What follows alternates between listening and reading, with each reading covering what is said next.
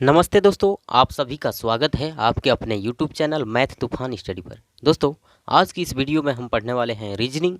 तो रीजनिंग के प्रश्न सारे लिए गए हैं। तो चलिए बिना समय गंवाए हुए वीडियो को स्टार्ट करते हैं। और दोस्तों, आप वीडियो में अंत तक बने रहिए, आपको वीडियो में बहुत ही मज़ा आने वाला है। तो चलिए वीडियो को स्टार्ट करते हैं।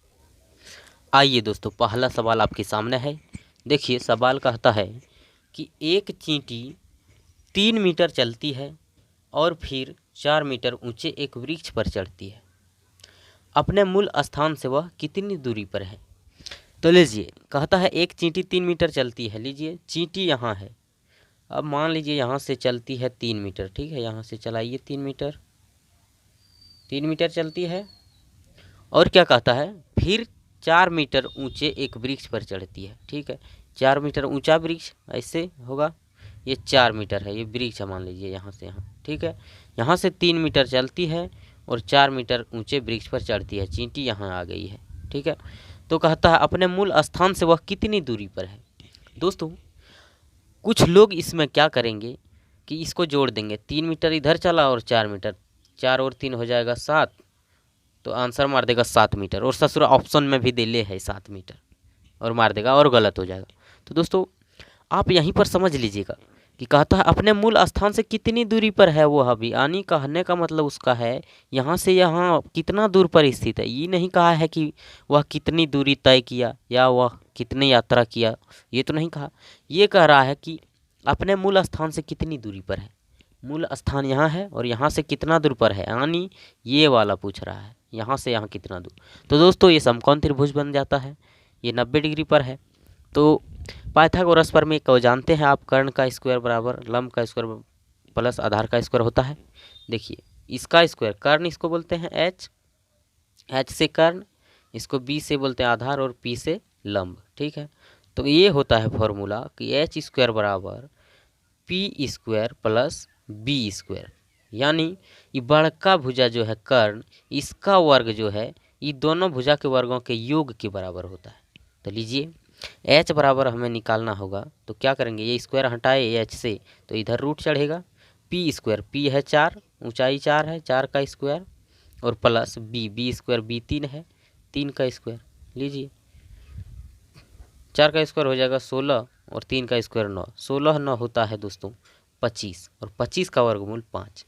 यानी ये जो है 5 मीटर है ये लंबा कर्ण इसका। यानी चींटी यहाँ से यहाँ अपने मूल स्थान से कितना दूर पर है, 5 मीटर दूर पर है। यानी हमारा आंसर ऑप्शन ए में दिया हुआ है 5 मीटर। इस प्रकार से बनता है। दोस्तों, आप बात को अच्छे तरीके से समझ गए होंगे। अच्छा लगा है तो वीडियो को लाइक जरूर कीजिए। तो चलिए बढ़ते हैं अगले प्रश्न की ओर और देखते हैं अगला सवाल क्या कहता है। आइए दोस्तों, दूसरा सवाल आपके सामने है। कहता है कि नीचे दी गई श्रृंखला में प्रश्न चिन्ह के स्थान पर कौन सी संख्या आएगी। लीजिए, श्रृंखला है कि 3 5 6 12 12 प्रश्न चिन्ह 24 26, ये है श्रृंखला। तो कहता है ये प्रश्न चिन्ह के स्थान पर कौन सी संख्या आएगी। तो इसको कैसे देखते हैं, पहले देखिए कितना का वृद्धि हो रहा है या गुना हो रहा है। देखिए, 3 का गुना नहीं हो रहा, 3 दूनी 6 नहीं हो रहा, 5 है तो वृद्धि हो रहा है, जुड़ रहा है। 3 से हुआ 5, कितना बढ़ा 2, 5 से हुआ 6, कितना बढ़ा 1, 6 से हुआ 12, 6 बढ़ गया, फिर 12 से 12 0 बढ़ा, यहाँ कुछ नहीं। तो देखिए, ऐसे कोई श्रृंखला चलता है 2 1 6 0, ऐसे कुछ समझ में नहीं आ रहा होगा आपको कि कैसे बढ़ रहा है। तब क्या करते हैं, तब करते हैं कि एक अंक छोड़ कर देखते हैं, एक संख्या छोड़ कर देखिए। लीजिए, 3 से 6 करिए, 3 से एक अंक छोड़ कर जा रहे हैं 6 पर, कितना वृद्धि हुआ 3 दूनी 6, दुगुना हो रहा है, गुना हो रहा है, वृद्धि नहीं गुना हो रहा है। चलिए, 3 दूनी 6 गुना हो रहा है तो गुना करिए, दुगुना। अब एक अंक छोड़कर फिर चलिए दूसरा में, एक अंक छोड़े आए, 6 का दुगुना हो रहा है 12। देखिए, दुगुना बार बार हो रहा है, 12 से दुगुना हो रहा है 24, यहाँ भी दुगुना हो रहा है 24 से यहाँ, यहाँ पर प्रश्न चिन्ह रहता तो यहाँ हो जाता 24 दूनी 48, लेकिन यहाँ नहीं है, पूछा है यहाँ। तो अब देखिए, 5 से हुआ 12, ये बोला 5 से 12 हुआ है, कितना वृद्धि हुआ 7 प्लस हुआ है।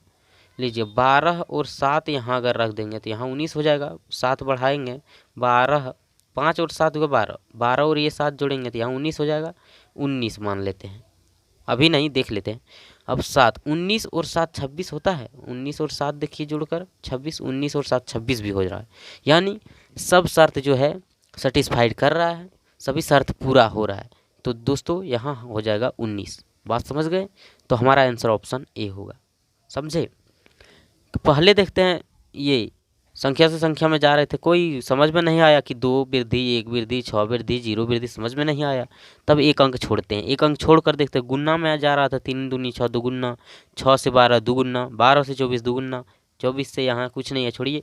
अब यहाँ देखिए 5 से 12 हुआ, 7 बढ़ा, 12 से 7 बढ़ा 19 हुआ, और 19 से 7 बढ़ा 26 हुआ।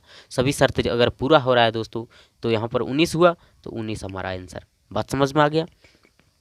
चलिए बढ़ते हैं अगले प्रश्न की ओर और देखते हैं अगला सवाल। आइए दोस्तों, तीसरा सवाल है कि यदि 30 जनवरी 2013 गुरुवार रहा हो तो 2 मार्च 2013 को कौन सा दिन था? लीजिए, 30 जनवरी 2013 को अगर गुरुवार था तो 2 मार्च 2013 को कौन सा दिन था? तो दोस्तों ऐसे सवाल को बनाने के लिए क्या करते हैं जानते हैं कि ये जो जनवरी जो महीना दिया हुआ रहेगा, वो महीना में कितना दिन होता है उसको लिखिए। जनवरी 31 दिन का होता है, आपको भी पता है। कैसे? ऐसे आपको बताए भी थे और एक वीडियो में, अगर वो वीडियो आप नहीं देखे तो नीचे डिस्क्रिप्शन बॉक्स में उस वीडियो का लिंक दिया हुआ है, आप जाके देख सकते हैं। ऐसे मुट्ठा रहता था। अब मुट्ठा पर जो है ये उठल वाला भाग 31 होता है। यहीं से पढ़ते थे जनवरी, फरवरी, मार्च, अप्रैल, मई, जून, जुलाई, फिर उठल अगस्त, धसल सितंबर, अक्टूबर, नवंबर, इस तरह। तो जनवरी है तो दोस्तों ऊंचा वाला है, ऊंचा वाला 31 दिन का होता है, और ये गाढ़ा वाला 30 दिन का होता है। समझे? यहीं से हम याद रख सकते हैं। 31 जनवरी, फरवरी 28 या 29 होता है, उसके बाद मार्च 31, इसी तरह ऊंचा 31 और गड्ढा 30। समझ गए? तो जनवरी फर्स्ट है, ऊंच के 31 होगा, 31 दिन होगा, तो जनवरी में 31 दिन होता है। और ऐसे भी सबको याद होता है कि जनवरी में 31 दिन होता है। तो लीजिए, उस महीना का जितना दिन का महीना होता है लिखिए 31, और उसमें जो डेट दिया हुआ रहेगा, पहले जिस डेट का दिया है दिन गुरुवार, उस डेट को घटा लीजिए। घटा लेते हैं, कितना हो जाएगा? 31 में 30 जाएगा, बचेगा 1। अब 1 को यहाँ लिख लेते हैं और जो डेट पूछता है ना उसको जोड़ते हैं। लेकिन देखिए यहाँ जनवरी है, जनवरी से फरवरी, फरवरी से मार्च में पूछा है 2, तो फरवरी में कितना दिन होता है? फरवरी में देखिए लीप ईयर नहीं है, 4 से भाग देंगे, कटेगा 2013? नहीं कटेगा, तो ये लीप ईयर नहीं है। यानी लीप ईयर में 29 दिन फरवरी होता है, लेकिन ये लीप ईयर नहीं है, 28 दिन का होगा। तो 28 दिन फरवरी, और मार्च का 2 दिन का पूछा है, 2 मार्च का, तो 2 जोड़ लेंगे, टोटल जोड़कर और 7 से भाग देते हैं। 7 से भाग क्यों देते हैं? 7 से भाग इसलिए देते हैं दोस्तों कि सप्ताह में 7 दिन होता है, 7 दिन के बाद 8वां दिन फिर वही दिन रिपीट होता है। अगर गुरुवार आज है तो 8वां दिन फिर गुरुवार होगा, इसीलिए 7 से भाग देते हैं। तो लीजिए क्या करेंगे, 28 और 1, 29 और 2, 31 हो जाता है। 31 को 7 से भाग करते हैं, 7 से भाग दीजिए 31 में, क्या होगा? 7 चौको 28, शेष कितना बच रहा है? 3। तो जो कट रहा है उससे कोई मतलब नहीं है, हमको शेष से मतलब है। ये शेष 3 है, इसी से मतलब है। तो देखिए ये गुरुवार था 30 जनवरी को, तो गुरुवार को यहाँ लिख लेते हैं, गुरुवार। ठीक है, लेकिन गुरुवार से ये 3 जो शेष बचा है, हमको आगे का पता करना है। जनवरी का दिया है और मार्च का पूछा है, आगे का पता करना है। जनवरी, फरवरी, मार्च सीधा जा रहे हैं, तो सीधा तरफ में ये शेष जो बचा 3, उसको जोड़ दीजिए, 3 दिन। ठीक है, 3 दिन जोड़ दिए। गुरुवार के बाद क्या होता है? गुरुवार किसको कहते हैं? बृहस्पतिवार को। ठीक है, बृहस्पतिवार के बाद होता है शुक्रवार, ये हो जाएगा शनिवार, और ये हो जाएगा रविवार। यानी 2 मार्च 2013 को रविवार होगा। हमारा आंसर ऑप्शन ए में दिया हुआ है। बात समझ में आ रहा है?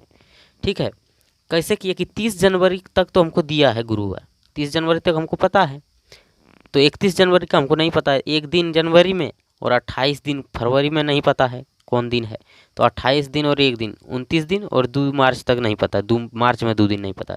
जितना दिन का नहीं पता है सब जोड़कर 7 से भाग किए, गुरुवार आया, गुरुवार था, और 3 शेष बचा, 3 आगे बढ़ा दिए, हो गया।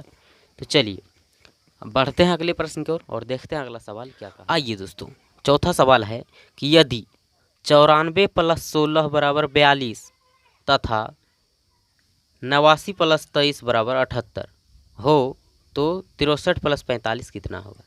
लीजिए रीजनिंग है भैया, 94 और 16 42 नहीं होता है, लेकिन रीजनिंग है, दिया हुआ है। कैसे सेटिंग किया है ये आपको पता करना है, ये सोचना है कि कैसे सेटिंग किया जो 42 आया 94 + 16। तो दोस्तों इसके लिए हम क्या करेंगे, इसके लिए हम ऐसे सोचेंगे, 94 और 16 42 नहीं है ना होगा जोड़ने पर, तो ऐसे सोचेंगे 9 × 4 अगर करेंगे, 9 चौक 36, 9 चौक हो जाएगा 36, और प्लस 6 एकम 6, ऐसे गुना करके देखिए होता है 36 × 6 42, जी 42 हो जा रहा है, राइट है। अब दूसरा में देखिए कि सेटिस्फाइड कर रहा है ये वाला सर नियम लग रहा है। 9 8 हो जाएगा 72, ठीक है, प्लस द्वितीया 6, 72 और 6 सच में 78 हो जा रहा है।